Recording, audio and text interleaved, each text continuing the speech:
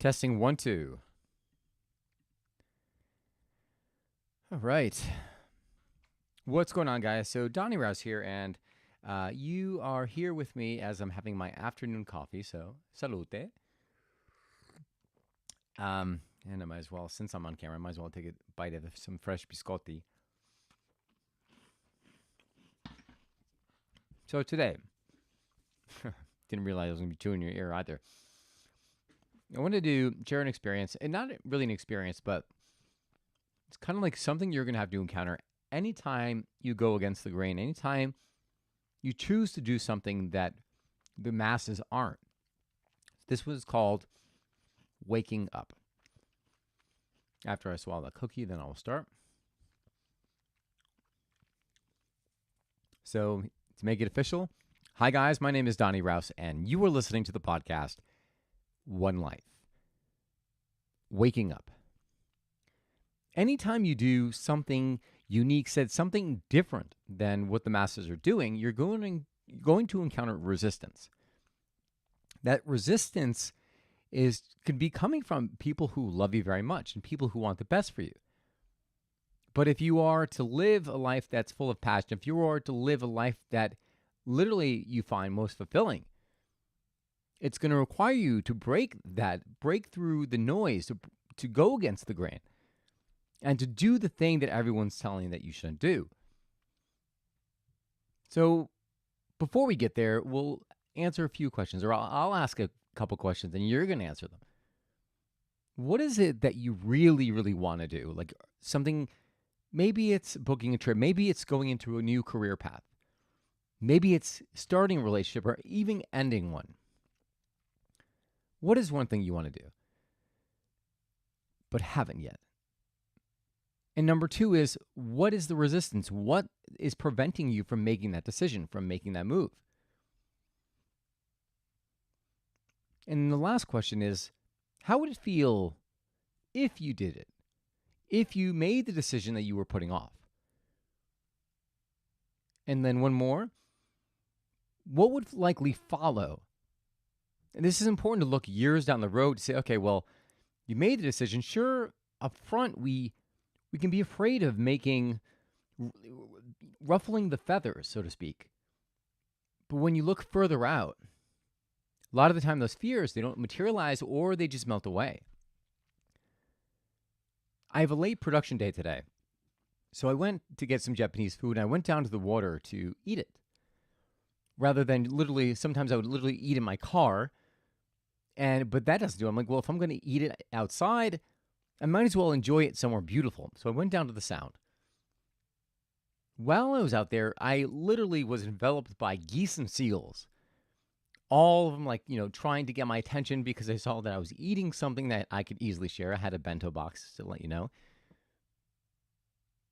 There was one goose that literally was standing on the wall in front of me. And he kept calling out. And then shortly after, I saw this line of geese coming towards him, like a pack of them. He kept calling out, more and more kept coming. Shortly after, he started walking down the wall to more towards the bay.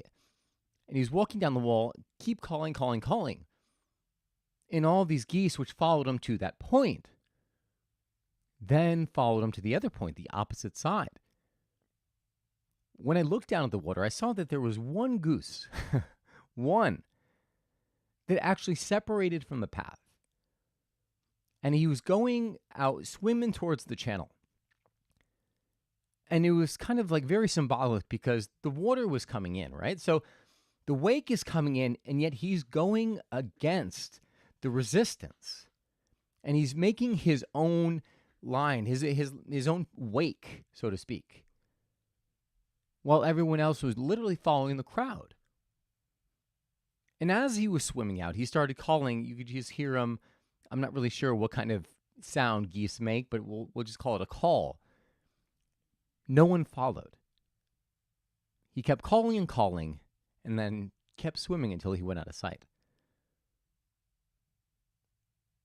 I think about experiences in my own life where there was people wanted different things from me. When I wanted to make the decision for myself, I was met with a lot of resistance, and a lot of it was with good intentions. I'll give you two examples. One was my father when I initially said I was going to turn down job offers that I had and I was going to go travel. I mean, there was a lot of instances with my father, especially going into coffee. But we'll start with the travel. When I decided to travel, he was worried. He's like, worried about my safety. So much to the point where it was creating a lot of internal noise, questioning whether I should do it, whether it was safe to do it. Thankfully, I did, and you know the rest. Now, it's one of the biggest joys I get out of life. But how about coffee, too? I was told to wait until I saved the money, wait until I had the financial footing, and then go out and start the business when I had, and then do all the stuff, then go travel, then do everything you want to do, but work first. Something that didn't resonate with me. Had I listened to that, I wouldn't have the coffee company I do now. I wouldn't even have my cold Roman espresso, my gem. Everything happened. And again, and I wouldn't, it's transformed my life. And I'll give you one more instance. One was with my ex-girlfriend. She had plans for my life. She was like, we were just out of college. 2 years later, she's like, you know what? We're going to get married. We're going to have kids. We're going to do all this stuff. I didn't even have a job at that point. I realized everyone had a idea for my life. And it had nothing to do, there was no input from me. So why do I tell you this? I tell you this because you may be afraid to make certain decisions in your own life. You may be afraid because what your parents may say, what go wrong, doing something different just because it's what you're being called to do. And there's always going to be this fear. I mean, and not just of what other people are going to say. There's always going to be a fear of, well, what if it doesn't work? What if I make the wrong decision? And I'm telling you to just go ahead and do it, because the very fact that you have the desire in the first place means that you were meant to. The very reason that you're having these doubts, these fears come up, is because you were meant to.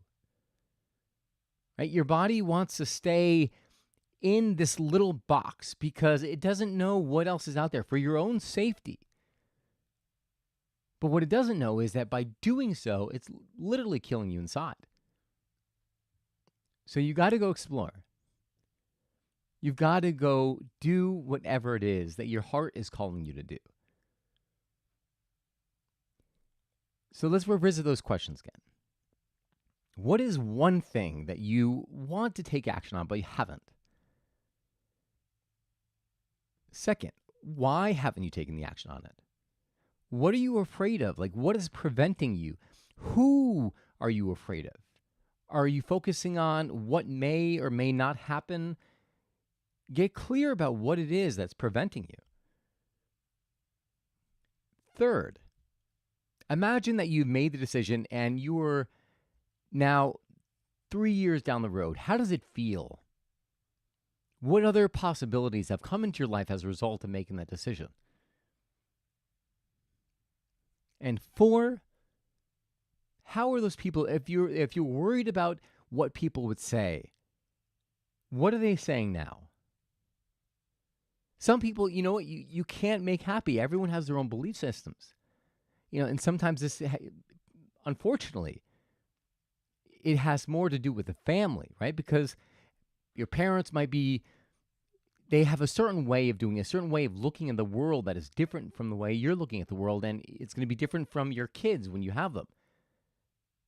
It's going to be the same thing. But hopefully, if you have children, you're not raising cattle. You're there to nurture so that they can go out and make their own decisions. It's a very different way from doing it. But all I want you to walk away with from listening to this right now is to just heed that call. Whatever you're being called to do, entertain it I mean, you don't necessarily don't even make the big jump right now, but answer the questions. Like, well, what would it be? How would it change your life 4 years out from now, 5 years out from now, 1 year out from now? Hell, and when things are great, when you're the people who didn't want to see you fail or were putting fear in you, when they see you happy, when they see you succeeding at the very thing, what is their response? I hope you enjoyed this, guys. This was very much on a whim. I This was inspiration from literally watching geese, so you can get inspiration anywhere. But if you like this, please consider subscribing. If you have a story you want to share, I would love to hear it. You can send it to me via my website, through my website at www.donnyrouse.com. Again, DONNYRAUS.com. There you could also ask questions, leave any kind of comments. That is all I have for you guys today. I hope you enjoyed this post. Remember, you get one life. Live it. God bless, and I will see you